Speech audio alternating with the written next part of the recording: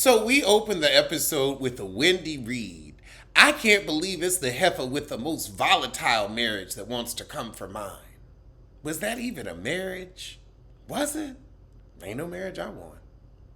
That marriage was open, like Jamal's legs.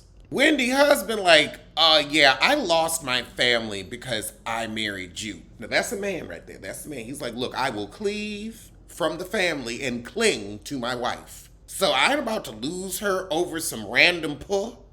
Wendy said, I don't expect them to understand my reaction because they've never experienced this kind of love. Never knew love like this. Now you miss Jamal, but you never knew love like this. One misses his coin, but he's never known love like this.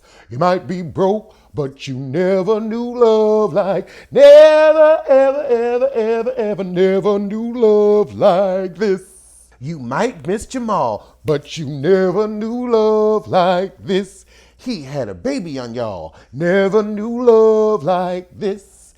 Meanwhile, across town, Rob Dixon goes by Gabrissi's to record their little podcast that ain't nobody listening to. Y'all listening? Because I ain't.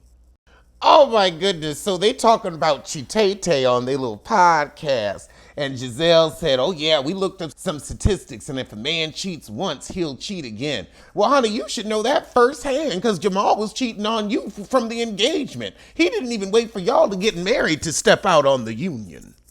So in the confessional, they asked Gabrissi, so what would you have done differently 2 years ago?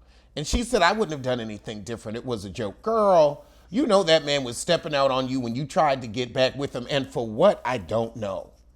I mean, he cheated on you thoroughly, and you still don't get the message. He's just not that into you. Oh, Rob said, I ain't surprised that her and Jamal ain't together. I never saw them together.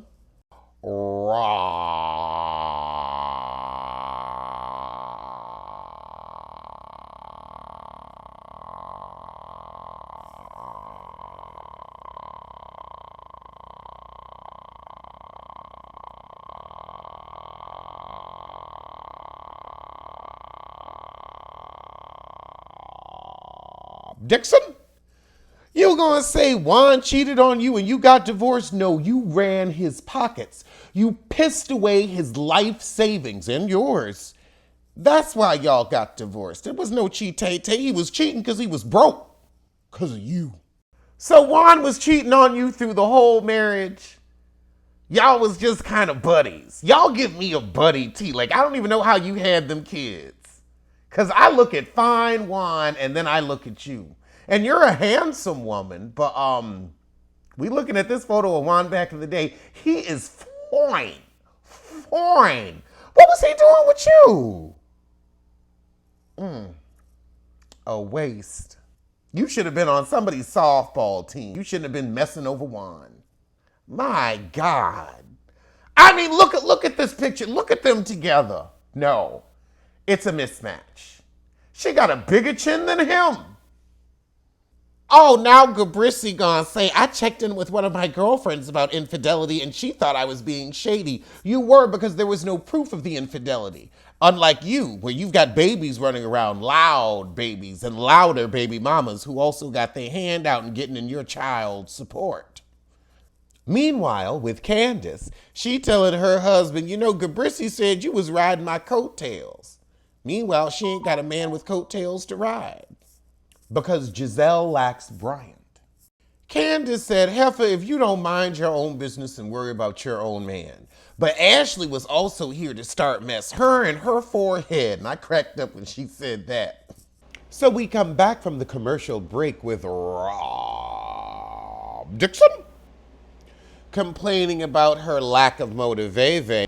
And she's going to meet with a life coach to get herself together.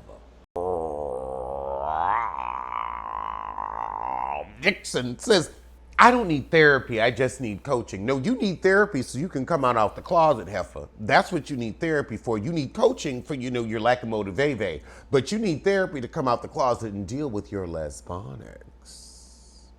I can't believe you ended up with young, fine Juan. Later that day, Karen and Wendy get together to pick out her second wedding dress. for her vow renewal with her coot.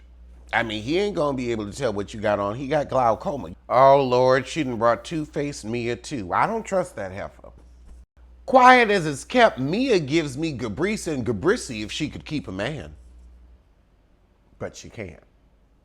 Because she lacks Bryant.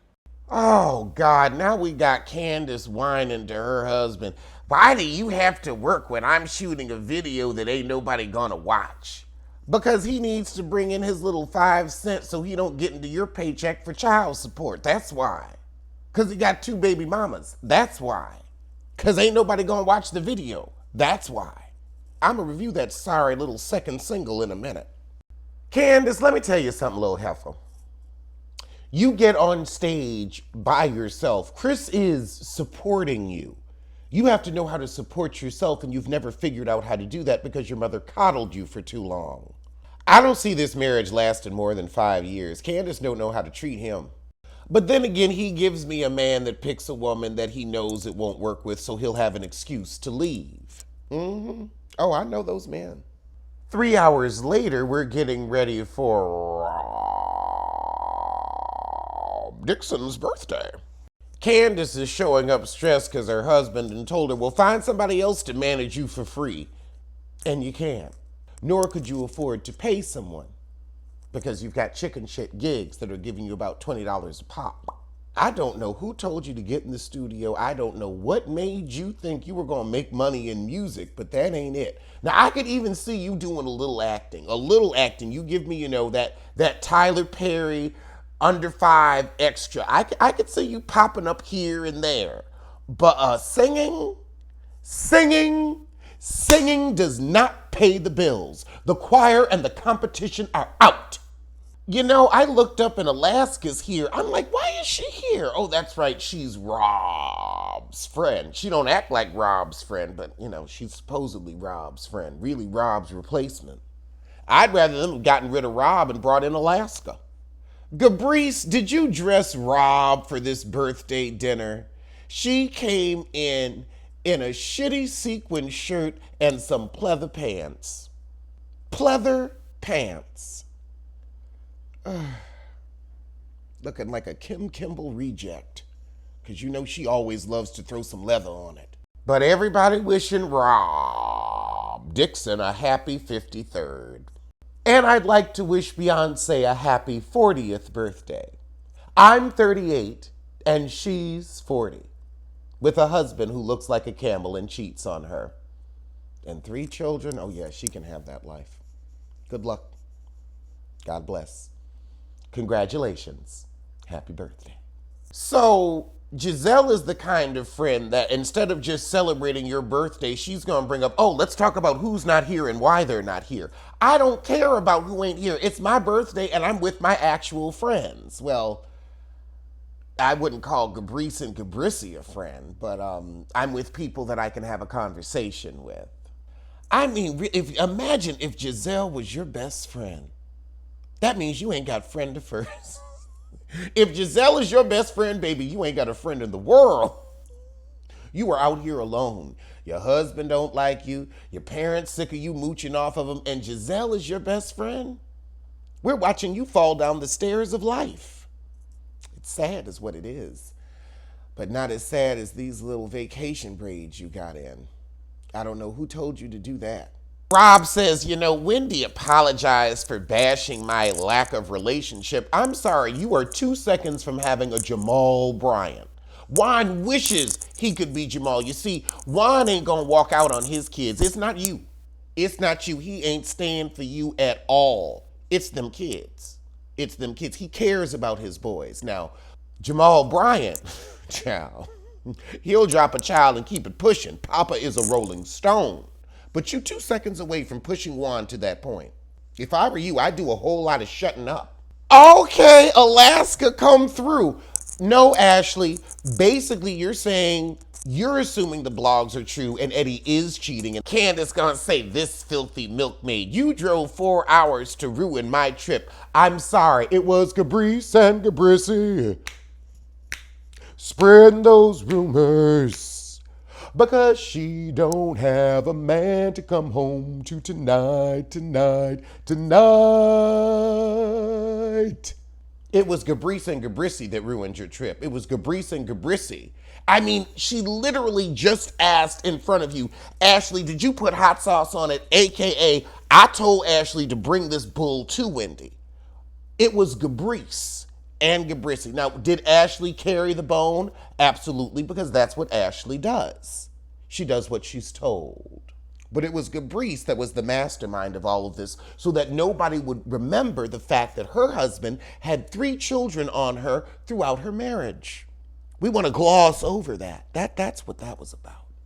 Now, Candace, Ashley just had a baby. Why you gonna call her wide? That is body shaming. Like if you want to talk about Ashley, there are a lot of things to say. You married a coot for money, but then again, Candace, you also married a broke coot. So both of you got old white men. Both of you need to shut up. That's not a read, that's a fact. And you took off with your breast milk. Candace, again, you're missing the point, and that's what you've done all of your life is miss the point. You shouldn't be mad at Gabrice and Gabrissy, but you just wanted an excuse to cuss out Ashley and her forehead. And you've got this little you've got this headscarf on that's covering your forehead. You got a big forehead too. But that was the ship.